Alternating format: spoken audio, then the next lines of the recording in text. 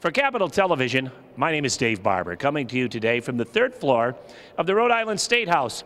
And in these segments, we like to visit with a member of the General Assembly and talk about some of the issues that are current and the impact they may have on you, the Rhode Island citizen. It gives me a great deal of pleasure to welcome back a woman that we've interviewed many times before, and it's a delight to have her back, the Honorable State Representative Pat Serpa. Representative, good to see you again. Good to see you, Dave. Thank you for having me again. And I know that 2012 is well underway, the new session, and you've been very busy, and one of your priorities has been legislation that will crack down on Medicaid fraud.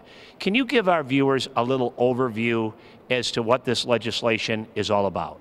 I would be happy to do that, Dave. Number one, as you know, with the implementation of the federal health care regulations, all states are required to improve the deliverance of their CHIP programs, the Children's Health Insurance Program, and their Medicaid programs to try to cut down on abuse, waste, and fraud. And as the Finance Committee begins its budget hearings, I believe next week, the governor will be giving his address tonight, as you know, I believe that one place that we really haven't done our homework is in the possible health care and Medicaid abuse. I've been given some estimates that abuse and fraud costs this state somewhere between $9 and $40 million a year.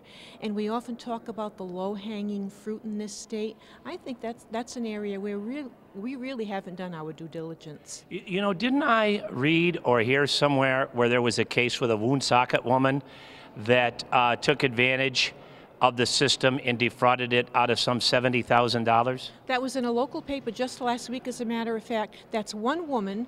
The federal government was able to uncover $70,000 worth of Medicare abuse. So I'm sure that's not an isolated incident in this state of Rhode Island. So if we can unearth those, and that frees up money to dedicate to legitimate purposes. We certainly had to make some painful cuts to the developmentally disabled. Some of that money could go to that population.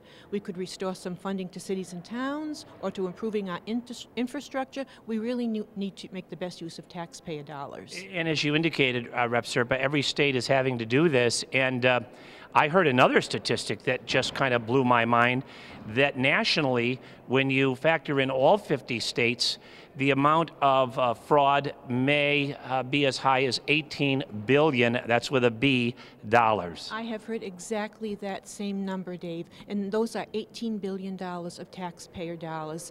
And I'll speak only for myself, but I knew that at least some of us are not inclined to raise taxes. So let's look at this possibility of abuse and fraud before we even begin to think about raising taxes. Well, you know, that's a very good point, because you're talking about saving money right from Jump Street.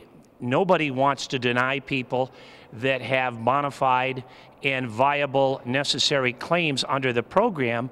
But when people do start taking advantage, and I think the research is clear, the abuses are flagrant, I think states have to get busy and do something. You know, Dave, I think every one of us can provide at least anecdotal evidence of individuals and families we know who are eligible and are receiving some of these services, yet their lifestyles and their purchases seem inconsistent with that. So I say let's meet it out, let's put some safeguards in place so that it doesn't go on any longer, because the software and the databases are out there. They'll pay for themselves once we purchase them, and we reap the savings in paying for them and reaping the savings. So it's something worth pursuing. Well, I know a lot of people watching right now are wishing you luck on that. How did it first come to your attention?